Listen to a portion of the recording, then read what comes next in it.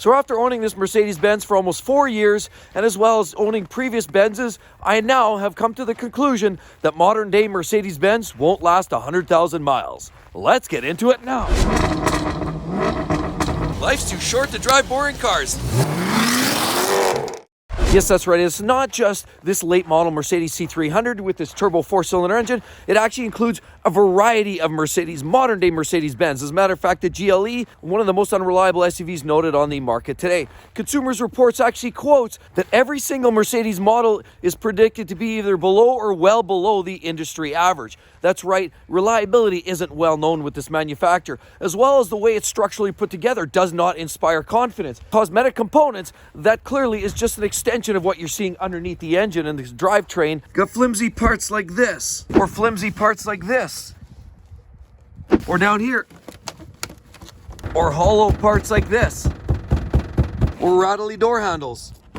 And a couple of years ago, we were driving down the road, hit a very mild set of train tracks. It was a little bit of a crunk, and then all of a sudden, bang, this actually popped into the door cavity. That's right. This speaker right here went inside, and we had to actually get the dealer to actually fix this, refasten this. At the same time, that panel right there, that dropped down about a ½ inch, and we had to actually get that refastened by the dealer as well. Fit and finish like this isn't necessarily the tightest. Neither is this.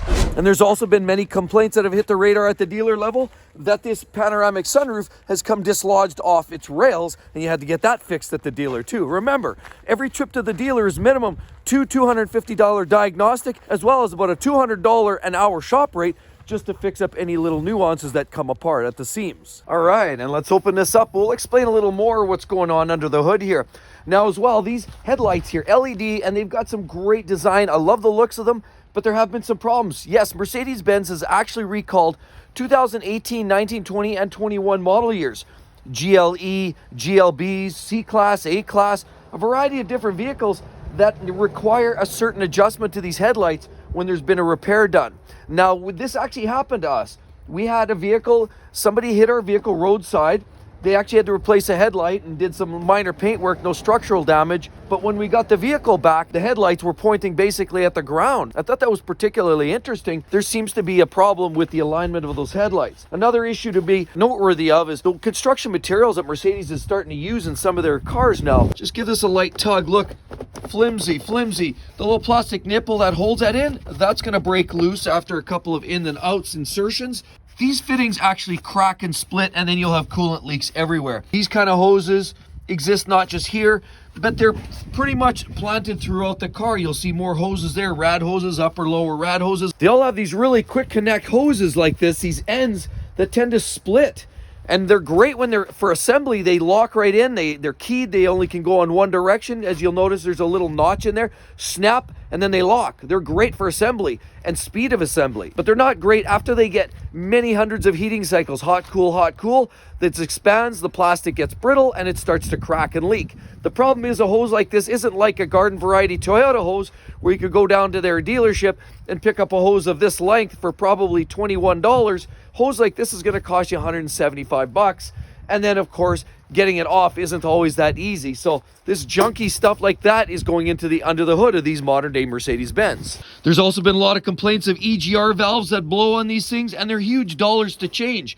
Now we're dealing with a French-derived turbo 4-cylinder engine. Turbo's down in here, generates heat right below all this plastic. What do you think is going to happen to all these plastic fittings and lines? This all takes a bit of a toll, takes a beating. All that plastic material eventually starts to crack and get brittle. Then you ask yourself, when did all this reliability go outside the window? I thought Mercedes-Benz were built for hundreds of thousands of miles. I thought they were bulletproof. I thought they were indestructible. I thought they were built like Sherman tanks. That all changed. Back around 2005, March 31st, there was a flip of the coin. 1.3 million units were recalled for some electronic problems, and it just snowballed from there. I personally had a 1998 Mercedes ML500, which was the beginning of the end in my opinion.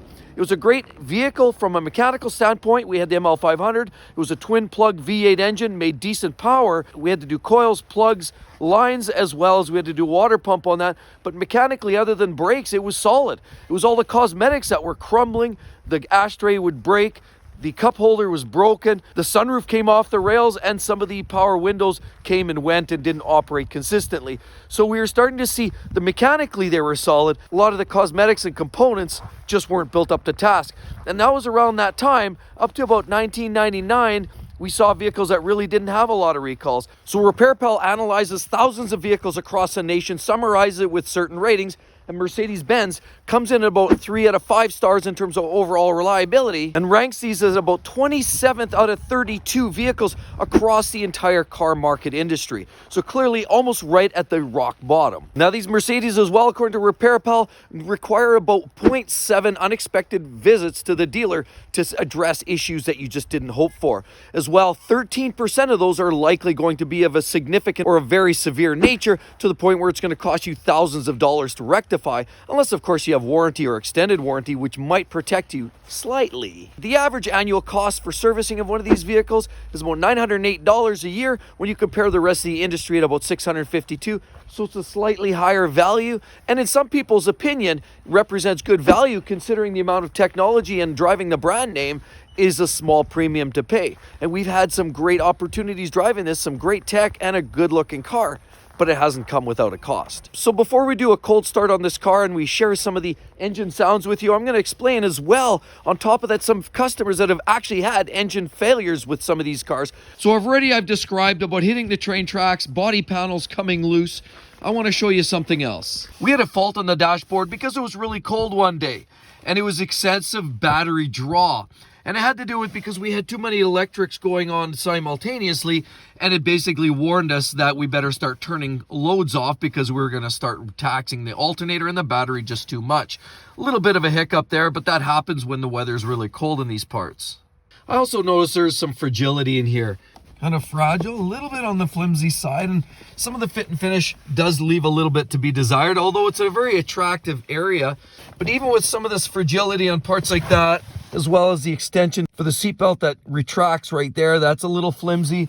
Some of the buttons are a little flimsy, and of course some of the hardware does feel a little crackly. But the bottom line is it's a great looking place, and that's what really attracted us to this vehicle in the first place, as opposed to some of its competitors. For example, BMW, some could argue, is put together a little bit better, and I would certainly agree with that, generally speaking, particularly with the body panels.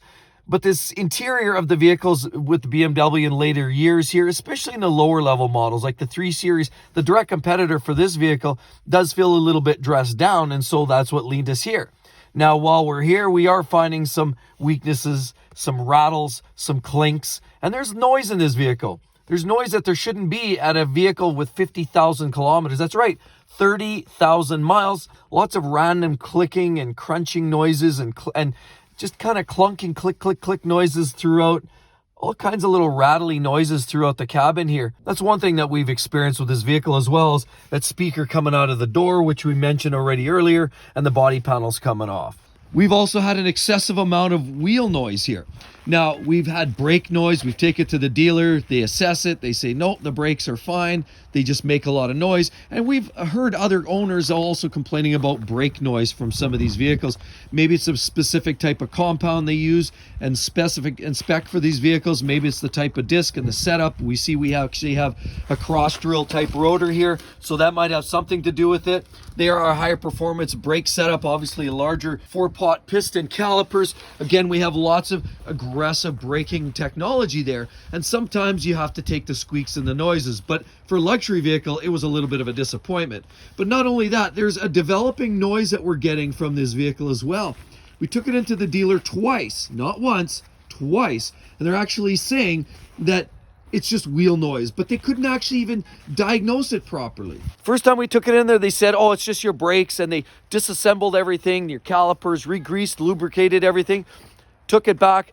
You know, a couple days later, we noticed this crunching. It's a crunching noise when you're rolling the vehicle really slowly, and you're saying slowly turning, slow roll. You're hearing kind of a crunchy, rubbery kind of sound, but it's very peculiar. It's not tires.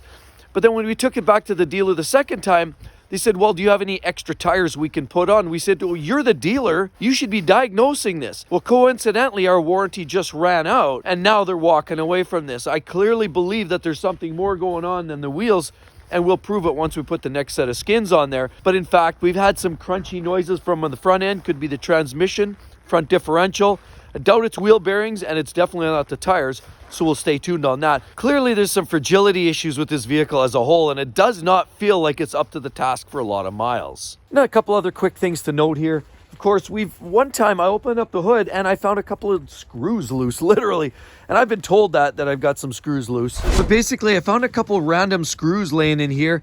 And if you look over here at the coolant reservoir, I have to ask the question, why is the level low? If you look down in there, the coolant level is actually quite low in there. And it makes you wonder, where did that coolant all go? And honestly, it doesn't leak. I don't see any coolant on the ground. So if the coolant is lowering and the level's going away, where's it going? It usually inside the engine somewhere. That's not inspiring. So I never like a vehicle that leaks or consumes fluids. That should never be that case.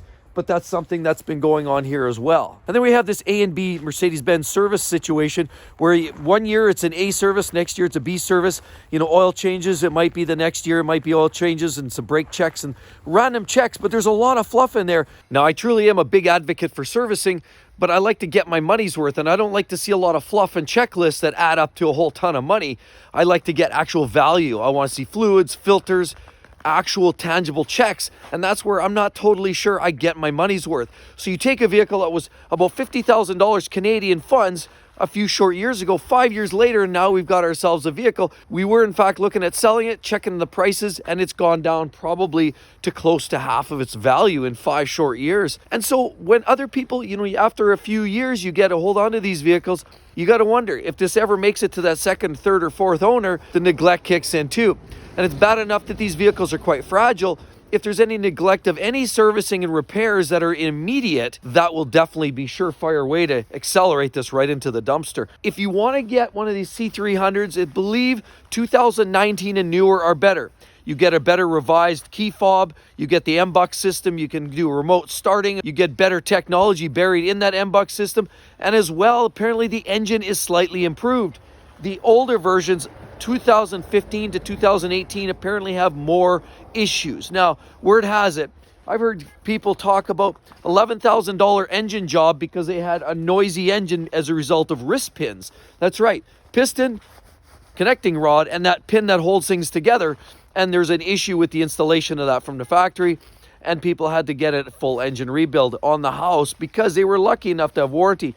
Another story where somebody actually had a hold piston. Piston number 1 seems to be the one that seems to be garnering a little bit of reputation, where it pops generally because of detonation, poor fuel quality over time, and essentially cracked pistons result in scored cylinder walls, cracked pistons, and basically a whole new engine. If you get to that point, you're talking $15,000 for a replacement. Now remember, if you have a vehicle that's 5 or 6 years old and it's only worth $20,000 or $25,000 and you have to put a $15,000 engine in it, that's a lot of hit to take for a vehicle. That's almost a wash. You're not getting much money out of that. But let's do a quick cold start and I'll show you how mine sounds. Take a look and listen.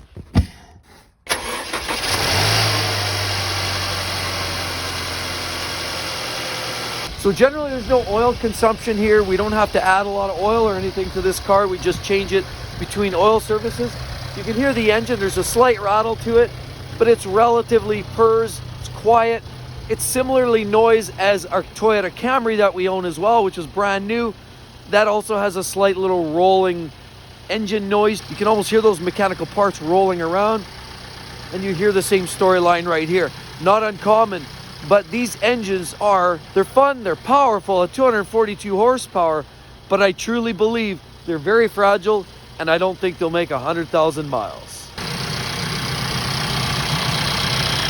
And with all of that said, be sure to check it out right there. What's going on? Mercedes versus Toyota reliability. Let's talk about it. Hope to see each and every one of you on the next one. We'll see you all real soon. Bye-bye.